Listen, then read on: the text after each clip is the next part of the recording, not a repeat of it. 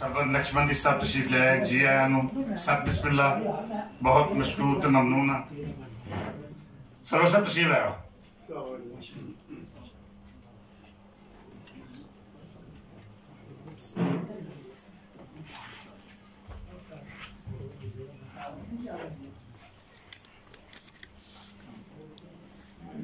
بہت شکریہ سرور صاحب.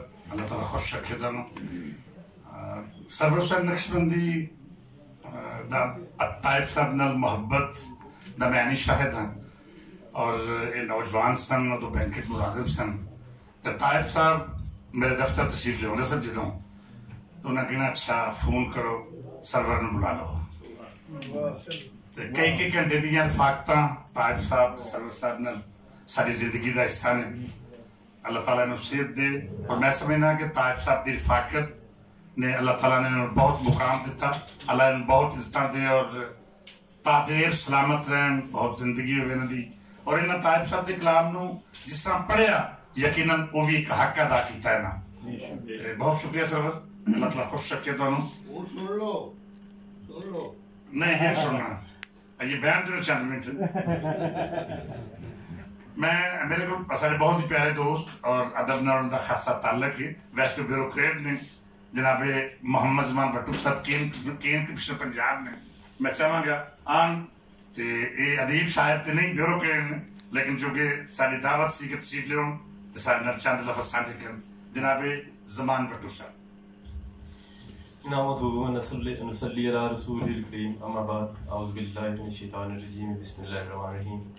میں سب تو پہلے اس بڑی روح پرور بیٹھک تے منتظمین اور خاص طور پہ جناب مدثر اقبال بٹ صاحب اور جناب عبدالستار ملک صاحب انہوں شکر گزار ہاں کہ انہوں نے میرے انوائٹ کیتا, میری عزت افزائی کی تھی اور نال نال روح دی بالیدگی دا سامان بھی مہیا.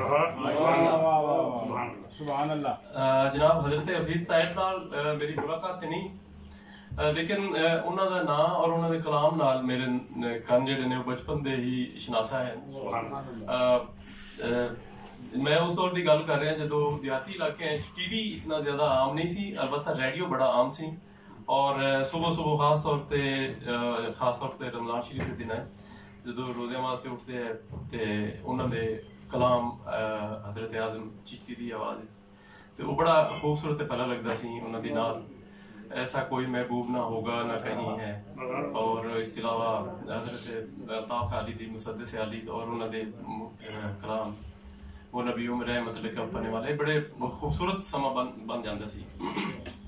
حضرت حفیظ تائب نے نعت گوئی بام کمال تک پہنچایا. انہوں نے ایک دور انہوں نے نام نال ہی منسوب ہے نعت گوئی دا دور. اور نہ صرف نعت گو سن بلکہ انہوں نے اس دے وچ تحقیق اور اس دے تنقید دی نویں جہت متعین کی تھی. اور انہوں دا نعت گوئی جڑا مقام ہے اس نو ایک دنیا اس دی ایک مختلف ہے. میں بٹ صاحب نو ایک گزارش بھی کراں گا. میں کیونکہ جلدی ہے میں اجازت بھی چاہوں گا. اس طرح بہت ساری کتابیں ہیں نے پنجابی ادب دیاں. میں سائیوال میری پوسٹنگ سی تو تھی پروفیسر ایڈی جا دی کتاب جیڑی شاید آؤٹ آف پرنٹ ہوئی ہے. میں ریکویسٹ کراں گا کہ چونکہ اس طرح کی کتاباں جن دے وچ ساری ہسٹری سارا کلچر بھی موجود ہے تے میری ریکویسٹ ہوگی کہ انہوں نے پرنٹ کروان تاکہ وہ ایکسٹنکٹ نہ ہو جائیں کتاباں. تے میں ایک بار پھر تہاڈا شکریہ ادا کرنا کہ تساں میری عزت افزائی کیتی اتنے بلایا. تے مینوں چونکہ دوران نشست میسج ملا میں اوتھے واپس دفتر پہنچنا ایک ضروری کام ہے تے میری حاضری قبول فرماؤ جی. بہت شکریہ جی. Thank you very much. اللہ تعالیٰ خوش رکھے. تھوڑی آمد نہ ہے ساری عزت نہ دی.